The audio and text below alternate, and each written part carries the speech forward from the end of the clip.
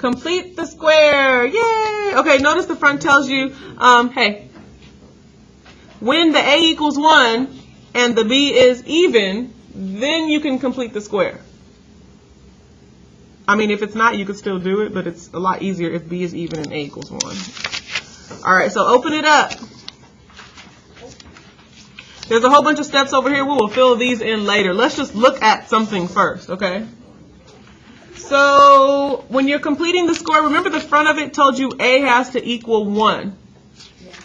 So does the A equal 1? Yes. Okay, so basically there's really nothing to do here. A already equals 1. I'm just going to put A already equals 1. And the whole point of completing the square is to use a perfect square trinomial. If you're looking at this, you should notice that that is not already a perfect square trinomial, is it? No. Remember how you can check it? Take your b, divide it by 2, then multiply that number times itself. That is not a perfect square trinomial. So the whole point of completing the square is to make this into a perfect square trinomial. So I need to get this out of here, because this is not the c value that should be a perfect square trinomial. So how do I get rid of a plus 20? It's kind of like I need to move this to the other side. Yeah, so I'm just going to rewrite that right here so we can move that 20 by doing the opposite. So the opposite of a plus 20 is a negative 20 on both sides. And when you subtract that right here, please leave a space because we need to create a perfect square trinomial. So x squared minus 12x, this is where my space is going to be because this is 0, a 0 pair. And then we need to combine that, negative 20, right? Yes. Please ask a question if you don't know what just happened. I'm making room so I can make this a perfect square trinomial. But what about the negative 20 on the other side? We'll deal with that in a second. Yeah, because we haven't really had anything on the other side yet. So let's go ahead and figure out what needs to get added here. And we did that in the warm-up. So I take my b divided by 2. What do I get? Negative 6. Multiply it times itself. 36. So I'm going to add 36 here. However, whatever I add here, you have to add it. Whatever you do to one side of the equation, you must do to the other.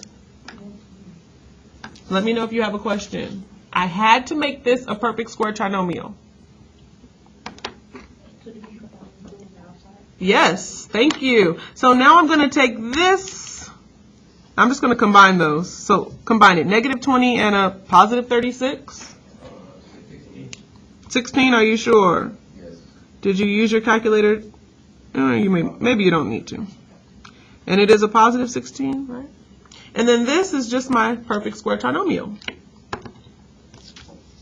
So that's it? No, not yet, because we haven't even got x by itself. We're still trying to solve, we're still trying to find solutions. However, from here, we know how to factor it really quick. Remember we talked about how to get this into its binomial squared form. 16, we're not going to touch that yet, but how do I get this into its perfect little form? Maybe I'll write a hint right here. Take the b divided by 2 and then stop, because that's what we need to fill in that. X minus 6. Now that it is in its binomial squared form, now I'm just using my square root method that we learned yesterday. So how do I get x by itself? This is the square root method from here. This is like what we did yesterday. How do I get rid of this power of 2? Oh, you square root it? Square root both sides. Sorry, all the way through. Square root both sides. Because the square root cancels the square.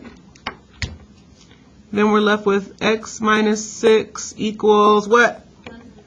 Oh, she remembered. Positive or negative 4? But do we have to write the x minus 6 in the parentheses? No, you don't have to. No, you can totally ditch the parentheses because we've already got rid of the squared. And maybe that is a little confusing. But no, you don't have to write it. So now is when I break it up into the two little problems that I need to solve. X minus 6 equals a positive 4. then x minus 6 equals the negative 4.